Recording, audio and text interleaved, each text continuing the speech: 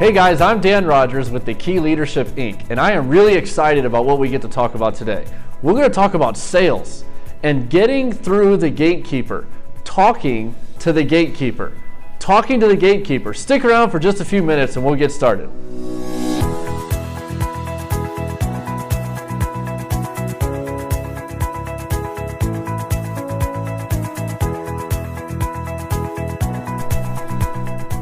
Today we're going to talk about talking to the gatekeeper. In sales, it's so much fun making cold calls and calling people and communicating your value to other people. But sometimes there's these, when we're making phone calls, we realize we run into the first person that answers the phone is sometimes called a gatekeeper.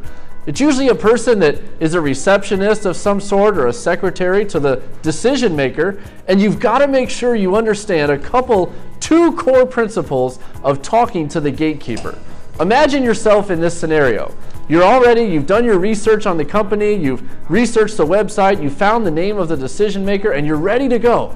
And then you begin to make your call. You call them up and someone answers the phone and they say, "Hi, can I help you?" and send you right to the decision maker so you can make your sale? No, of course that doesn't happen that way. It never happens that way. It's always a question after question after question, trying to find out what you're doing, why you're doing it, and if your time is of value to the decision maker. So being in sales, you want to make sure that instantly, from the moment you're talking to that gatekeeper, that you are still communicating value even though you're not telling them about your entire product. So principle number one, when talking to the gatekeeper, we've got to understand they are there to do their job. You must respect the gatekeeper. They are there doing their job. It's very important. Their job is to see value and value the time of the person that they work for. That's their job. They're doing it. You must show them respect. It's very important to understand that.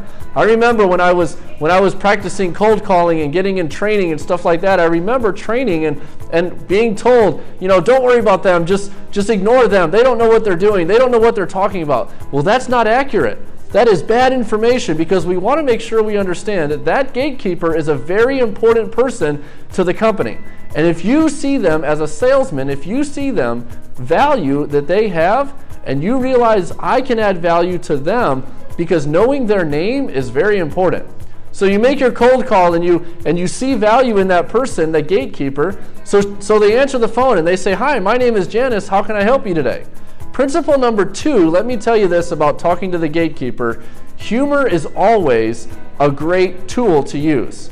Humor, simply laughter. Make them laugh. There's nothing wrong with that. When you're talking to a gatekeeper, I often use the technique of simply giving the wrong day of the week. It's perfect, and it works out great for me, because I'll go to them and she'll answer the phone and she'll say, "Hi, my name is Janice. Thank you for calling. How can I help you?" And I'll say, "Happy Tuesday," when in reality it's actually Thursday or Monday, and then I joke about it, and then there's some humor going on between us, and building rapport is very important when talking to the gatekeeper at a company.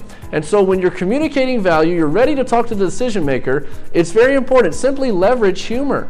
Make that person laugh. Say something fun that makes them want to give you the information that you need.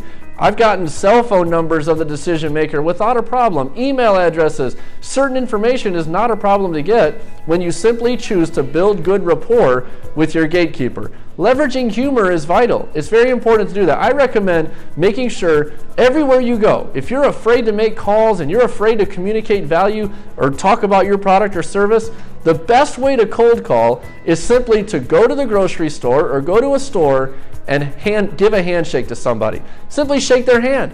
What a great way to begin and get past that fear of making the calls and cold calling people in sales, because it really is an awesome experience to be able to cold call these companies and build value and share value of your product or service to the company that you're calling.